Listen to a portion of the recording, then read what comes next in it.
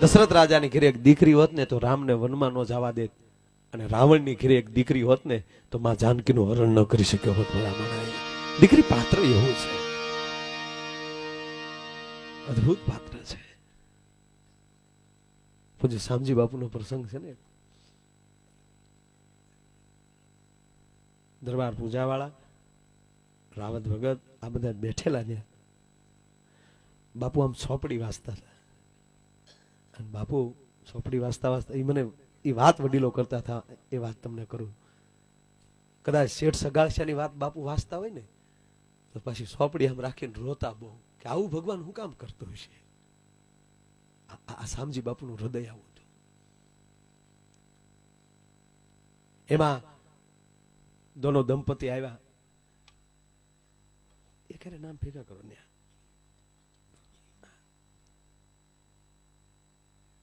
નાનો એવું બાળક એક દીકરો છે. બેન અને એનો પતિ બે હલ્યાવે છે. બીજું ચિત્ર કેવું છે, એક દીકરી 7-8 વર્ષની, અને દોનો દંપતી ઈ આવીને બાપુને પગે લાગીને એક બાજુ ઉભા છે. ઈ લોકો હજી ઈ દીકરી અને ઈ દોનો દંપતી પગે લાગીને એક બાજુ ઉભા છે. બાપુ વાંચતા વાંચતા અટકી ગયા છે. એમાં એક દંપતી જે આવ્યું અને 6 મહિનાનો છોકરો બાપુના ખોળામાં આપ્યો કે બાપુ અમારા સત્તાધારની કૃપા, એના આશીર્વાદ બાપુ રમાડે છે ને. બાપુ જ્યાં રમાડે છે એ છોકરાને, એમાં 7-8 વર્ષની દીકરી સામે ઊભી છે, એ ધ્રુસકે ધ્રુસકે રડે છે. એની માને બધ ભરી ગઈ રોતી રોતી. શામજી બાપુનું ધ્યાન ગયું. ભાઈ સાંભળજો, ભારત વર્ષનો સાધુ કોમળ કેટલો હોય છે.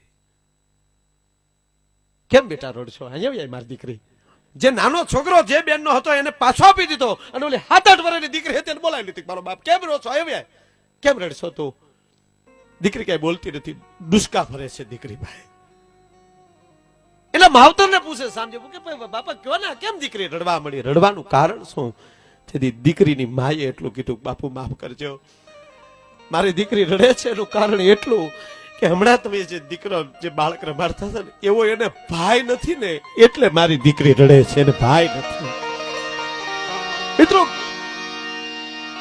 ડાયરો બેઠેલો છે અને બાપુ એમ કહેવાય ઉભા થઈ ગયા, આંખ બાલી મોર દોર જેવડા આહુડા બીડા પડવા, અને શામજી બાપુ એમ કહેવાય પોતાના ઓરડામાં જાય છે પણ આમાં માંગણીયું કરતા જાય. હા બાપા, હા બાપા, હા બાપા કરતો કરતો સાધુડો અંદર વયો ગયો.